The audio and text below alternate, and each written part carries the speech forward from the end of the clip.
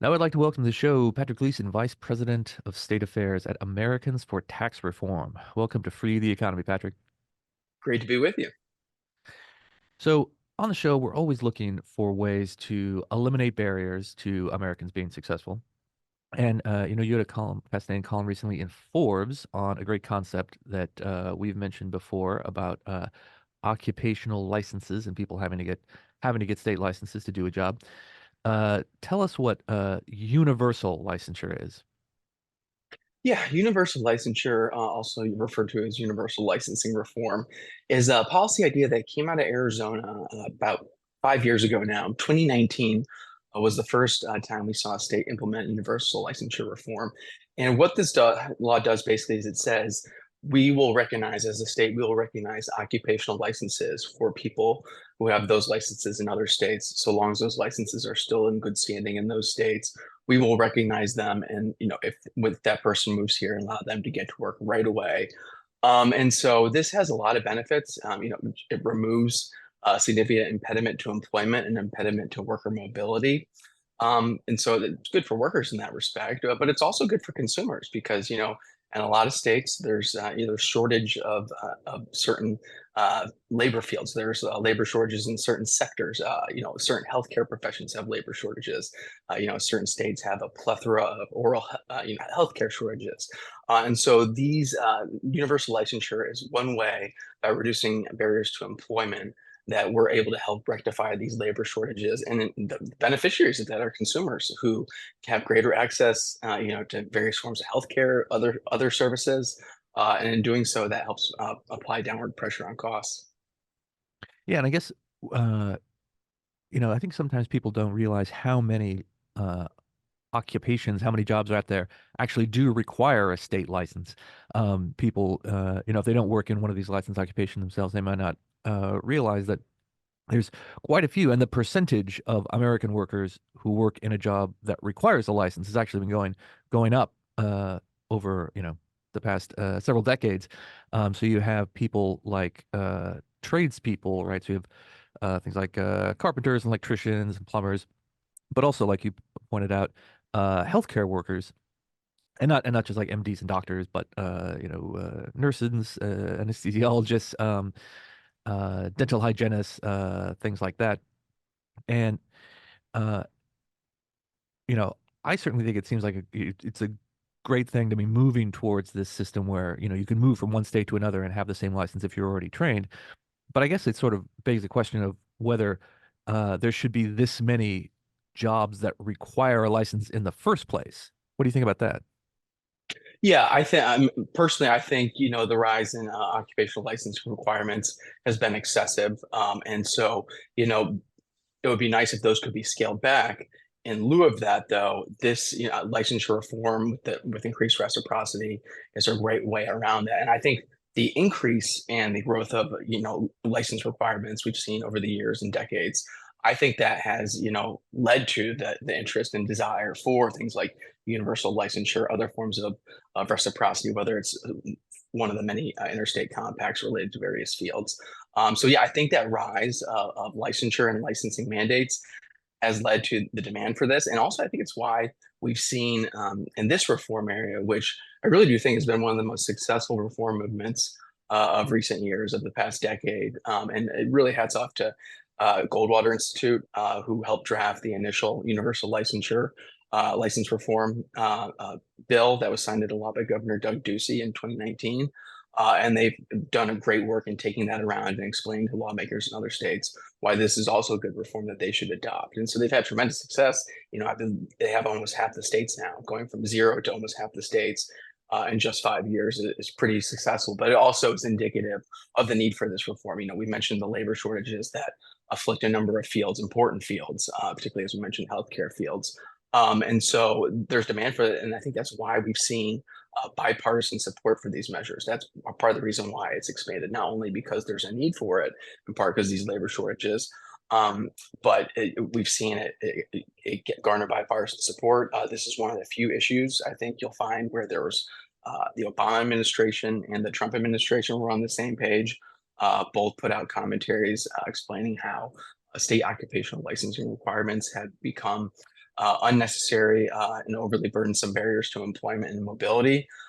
That's why you've seen the Department of Defense, in fact, is a big supporter of some of the interstate compact legislation because their their people, personnel, and their families are so mobile that they Hmm. are particularly affected by occupational licensing requirements. And actually, that's what we saw some states before they implemented universal licensure took a first step and said, "Hey, we will have reciprocity for military families, military spouses." And so they were kind of the leading edge of this, given how they were disproportionately impacted by occupational license requirements. But yeah, we've really seen it take off, bipartisan support, and we're at about half the states now, and I think we'll see more in the coming years. I think we'll see some more this year. Florida and Nebraska certainly look like they're likely to move on this, and I think eventually we'll get to most, if not all, the states. That's great. And in addition to the sort of straightforward appeal that this has, making it easier for Americans to find jobs, there seems to be almost a sort of like justice for blue collar Americans angle working here. Because most of the licensed occupations we're talking about are, doing building, doing repair, doing in-person services, or what most people would consider working class jobs. Um, Whereas the people with, white collar office jobs like you and me, who we call the laptop class, they rarely encounter these kind of licensing barriers, right? Because they're people, if you're a software engineer, you don't need a state license to do that. You can move anywhere you want. You can work wherever you want. You can work from home. Um, and you don't have to transfer any kind of occupational credentials like that. So, I feel like this has got maybe this is, a part of why it's gotten such good bipartisan support in so many places. Um, but there definitely seems to be a feeling like, well, whatever kind of like economic regulation reforms we do, we should probably be helping the kind of like blue collar working class Americans first, precisely because most white collar Americans are doing pretty okay already. What do you think about that? Yeah, certainly. It has a sympathetic constituency that this reform benefits, and so I certainly think that's played a role in its success and why it's been able to garner bipartisan support, why it's been able to be enacted in blue and red states. Also, another reason is I think it's very complementary to the other things that state legislators and governors are trying to do in terms of basically they're trying to make their states more attractive places to live, work, invest, raise a family. And we're at a time of heightened state competition. We're probably what I call at ATR we've called the golden era of state tax reform over the past decade, and a lot of that's because states have looked around and see other states improving their tax codes, making them less burdensome, and they know they can't sit by, otherwise they're going to become less competitive. That even goes for no income tax states who have been finding ways to provide more relief. You even see those states looking for more ways. So in this time of heightened competition, and that's on the tax front, we also see regulatory reforms that bring down costs pursued, but they all tie toward the general theme of state policymakers trying to make their states more attractive to new residents, to new employers, to new investors. And while ATR has worked a lot on the income tax reforms and other regulatory reforms that work towards that goal, I think it's important to keep in mind that occupational licensing reform and universal licensure in particular is a key part of that and very complementary. Something we say to lawmakers, when we're supporting their efforts to cut income tax rates, to say, this is going to make the state much more attractive place for people to move to, for companies to, set up new offices in. That said, we need to help make it easier for people, their family members and other people to get to work here. And licensure, universal licensure and occupational licensing reform is a key component of that. So it's all of the same piece, and it's very complementary, I believe. Yeah, that's definitely the idea of states competing for businesses, for residents, for workers is simply the something we've talked about before on the show, and there have been as you know, there's been quite a few analyses in recent years.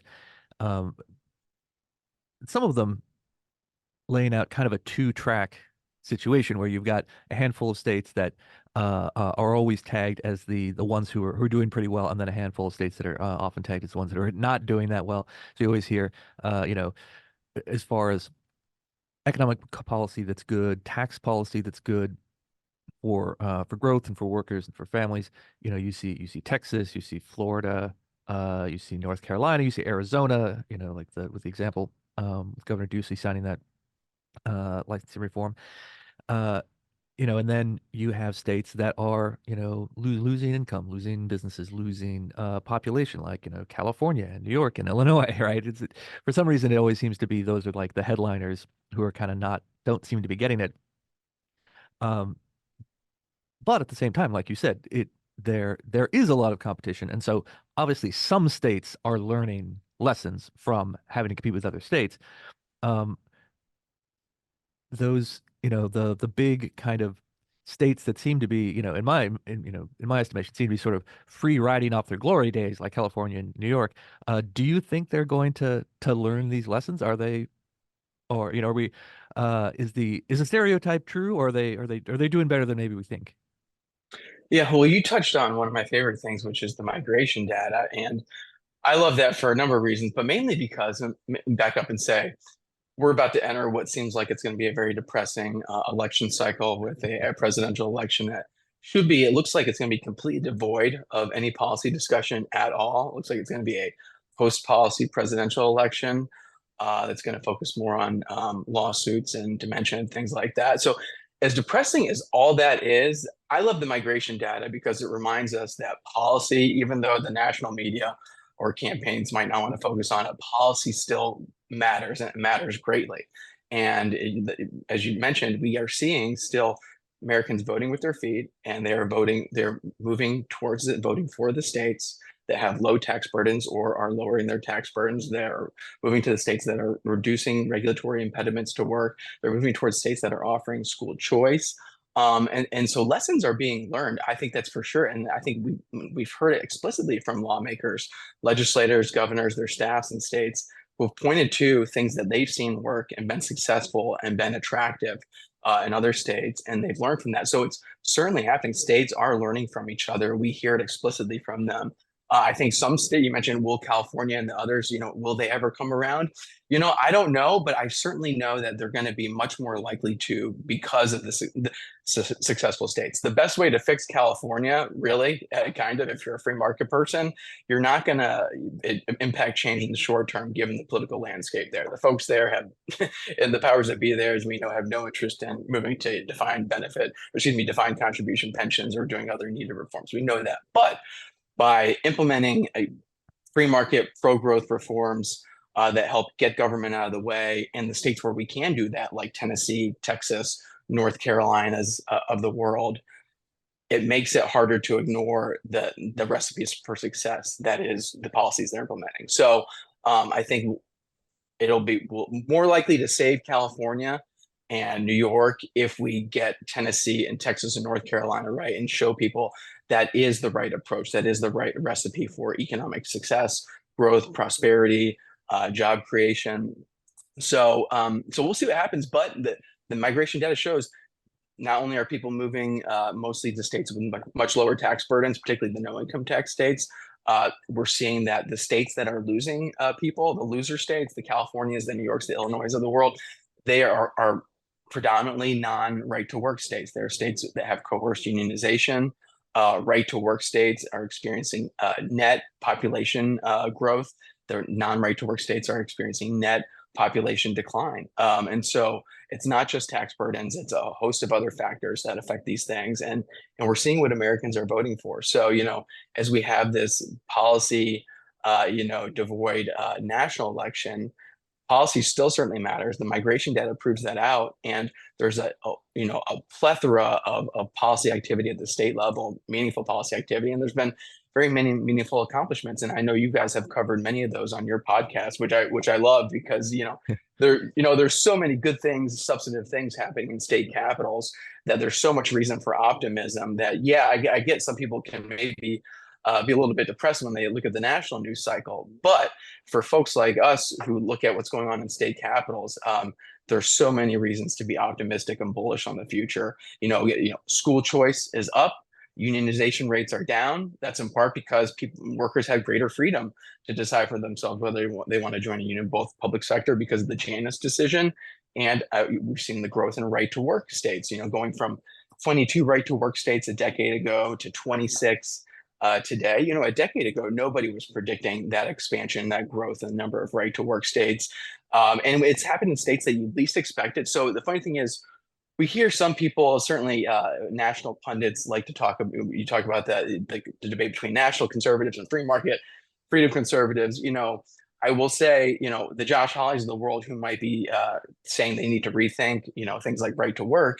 That is not borne out at the state level. Not only is right to work not on the retreat, right to work is expanding. So I know some of these people think they're presenting very old ideas and portraying them to be new. But the good news is those things are not winning out in the state capitals, and we're seeing, increased freedom and giving workers more of a say in whether or not they want to join and support a union. So, lots of reason for optimism. If you look at what's going on in the state capitals, I just mentioned those things. Over half the states have enacted income tax relief in the last 5 years. So, those are just some of the highlights, and that's why as wild as the national election will be this year, I encourage folks to pay attention to the meaningful policy changes that are happening in the states. And as we can see from the migration data, is mattering and it is affecting Americans' decisions. Well, yeah, and I think in order to draw kind of clear contrast, I like I just like I did, and as we are in this conversation, contrasting something like California and Florida, for example. But those aren't the only two states, of course. And so you don't, if you live in California and you've got a high tax burden and you're kind of not too excited about the restrictions on work and business there, you don't. If you're looking for an alternative, you don't have to go all the way to Florida. You don't even have to go all the way to Texas. A lot of people, a lot of entrepreneurs in Southern California have made headlines for going to Nevada, for example, which is more sort of a purplish bluish state. Based on recent elections, but certainly well known as a low tax state. And so, uh, there are people who are successful, entrepreneurs, small business owners who have said, well, I could live in Los Angeles County with like really high housing costs, and then, California is one of the highest individual state income tax rates. Or I could move not that far away to Clark County, where Las Vegas is, Nevada, and, pay almost no taxes, right? So, uh, and you're in a similar region of the country. So when we say like, well, you have choices, right? You have choices. Americans can move from state to state, and they can try and find a better tax climate, a better, regulatory climate. They don't necessarily have to move from between the extremes. You can move from, West Virginia to Ohio, or whichever it is, without completely changing your lifestyle, right? Because I think sometimes when people hear about those comparisons, they say, well, I'm not going to, completely uproot myself and change everything about my life and move to a completely different place. You don't have to move to the state that's the exact opposite that you're living in now. Even the marginal changes between places that are slightly worse to slightly better have an impact over time, I think. And I wonderful you sort of talked about how reform and things like occupational licensing plays into this like a larger reform agenda, which includes things like better tax policy and lower tax rates. But it seems also part of what I like to call the abundance agenda, which is, uh, rather than sort of limiting and rationing a diminishing supply of a thing, um, that we want to get rid of the things, the artificial limits, like limits on skilled labor, and let market players produce a more abundant supply. And so to me, that also leads into things like housing supply and zoning reform and making all of the things that Americans depend on, right?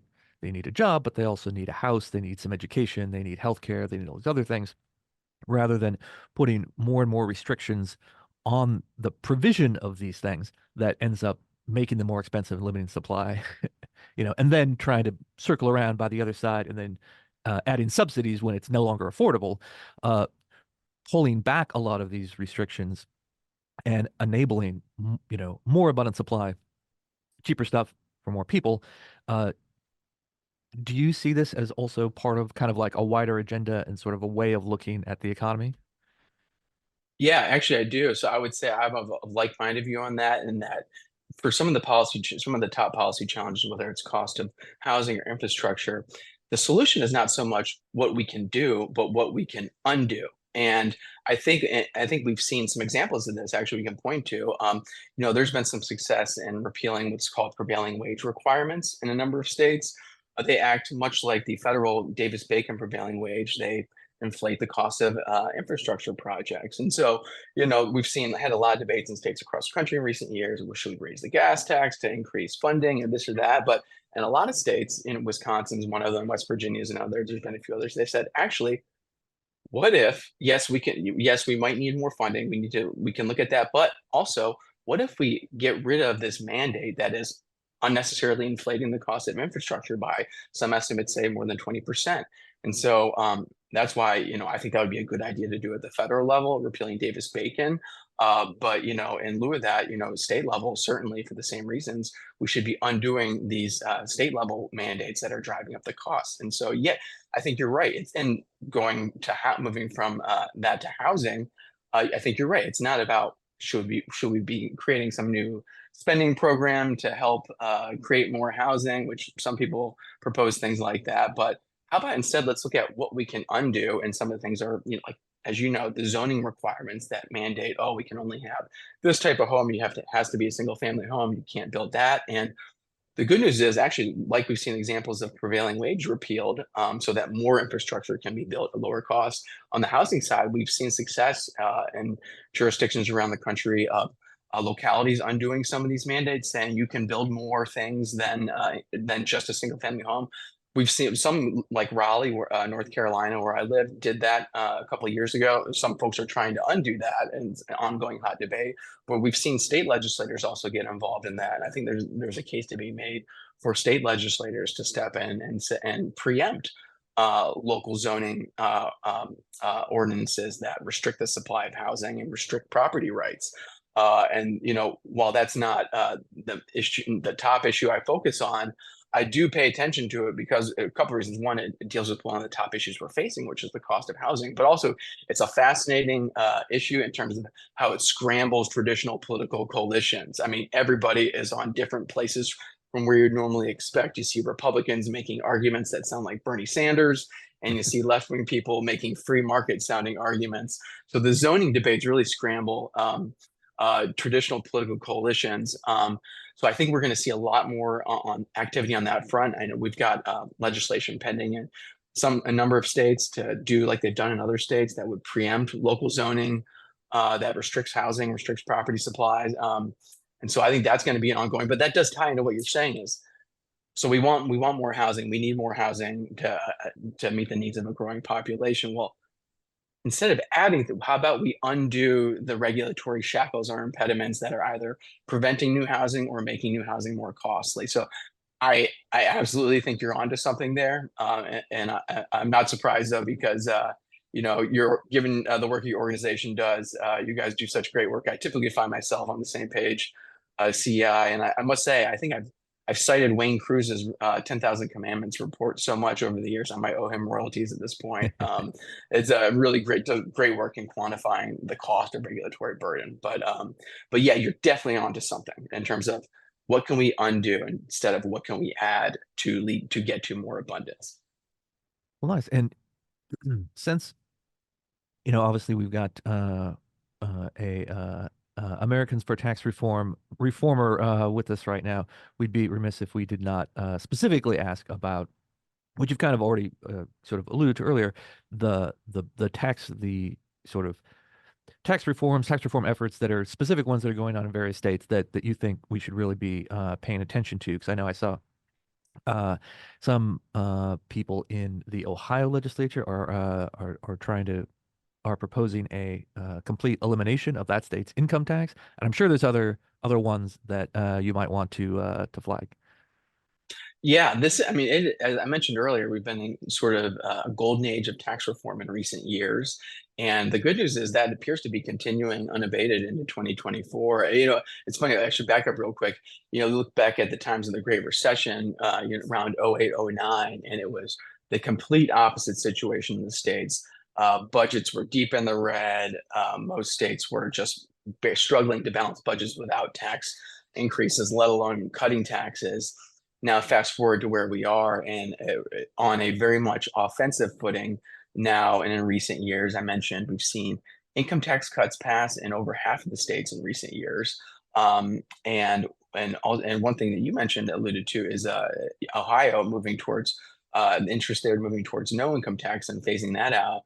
The good news is we've seen interest in doing that in states across the country, and many states have already enacted legislation to begin moving in that direction. A couple I would highlight that have had some of the biggest improvements would be Kim Reynolds, what she did in Iowa, bringing the rates down and also setting it on the path to zero. Sarah Huckabee Sanders, who just came into office this year, is her first year. She ran on a commitment saying she wanted to, during her governorship, phase out Arkansas's income tax. She's begun doing that, so much so that she was the only governor in the country to sign two income tax rate reductions into law in 2023, which was pretty impressive. And so I expect her to continue on that in the coming years. And just to highlight how much of a trend this is, and it's not limited to just the deep red states or just conservatives. We've seen Connecticut cut their tax rates. We've seen the income tax cuts that have passed in half the states get a lot of bipartisan support. I think we're going to see that going. But Utah's governor, most recently, Spencer Cox, kind of widely seen as a moderate, certainly not seen as a conservative. He unfortunately, an example that he unfortunately opposes school choice, but he came out in the beginning of this year, a few weeks ago, and said he would like to move towards zero income tax, which surprised me, surprised a lot of people. And so it looks like he sees that train is leaving the station. And what's already left, we already have, 8 states, no income tax states. New Hampshire's about to be the 9th when their investment income taxes are fully repealed at the end of next year. So we're about to be at 9. And we've got more states who have codified legislation moving in that direction. So I think more and more governors are seeing the writing on the wall that more states are moving to zero, and that's kind of where you need to be. You either need to be getting to zero or a low flat rate, like North Carolina. I will hold up is passed legislation. Actually, it was in their budget last year. They accelerated already enacted rate reduction. They had the highest rate in the region only a decade ago at 7.75. They're now down below 5% at 4.5, and they're scheduled to go, if certain revenue triggers are met, to 2.49, which would get them just below the current lowest flat tax rate in the country, which is Arizona. Theirs just took effect last year. Arizona's was implemented with the help of revenue triggers, and that's a trend we've seen. Not only have we seen the trend of more states drawing down their income tax and moving to zero, some explicitly so, but we've seen more and more states do so based on revenue triggers, saying we're going to enact these rate reductions over this period of times, so long as these revenue levels are hit. And that's just a good safeguard to prevent against, an unexpected shortfall. So we've seen that in recent years. We're seeing it continue this year. I mentioned it's not just the most conservatives. It's even moderates. It's even Democrats. I think we are going to see. Don't know how many it's going to be. I don't know if it's going to be double digits like it's been in recent years. I would love to see that, but I think we will certainly see a handful of states enact an income tax relief this year. And then one more trend I will highlight is we're also seeing more states look at addressing property tax relief and also finding ways to protect their constituents against steep property tax increases. So and that's particularly in states that already have a low income tax burden, or have no income tax, states like a Texas or a Tennessee or a Florida. This is one of the biggest challenges, rising property taxes. And so we're seeing increased interest in addressing that. And so I think we'll see something along those lines in Tennessee this year, on some other states. So that's something I would keep an eye out for. And then also just another trend to highlight is preemption. I think we're going to see more states look at doing preempting a host of local taxing and regulatory authorities. For example, North Carolina last year in their budget, which had the income tax rate reduction, also preempted local ordinances that would tax or ban plastic bags and other containers. And we've seen about almost 20 states have enacted such preemption laws. And I think we're going to see more states do that in the coming years. So whether it's school choice expanding, and regulatory impediments to employment or mobility coming down, we're seeing tax rates and tax burdens coming down. We're just seeing a lot of trends moving in the right direction. So there's lots of reasons to be optimistic. All right. I like that. I always like to end on an optimistic note. Well, that sounds like good news. And Before we go, Patrick, tell people where they can find you and your work online. Yeah, sure. Well, I mentioned ATR.org. That's the website for Americans for Tax Reform that highlights all the issues we're commenting and engaging at the federal and state levels. Also at Forbes.com. I have my articles there, Forbes.com/Patrick M. Gleason. And I cover mostly what's going on in state capitals, also sometimes how it relates to what's going on at the federal level as well. So you can find me there, and also at Patrick M. Gleason on the Twitter machine, or the X machine as they call it now. Excellent. All right, Patrick, thanks for being with us. Thanks for having me.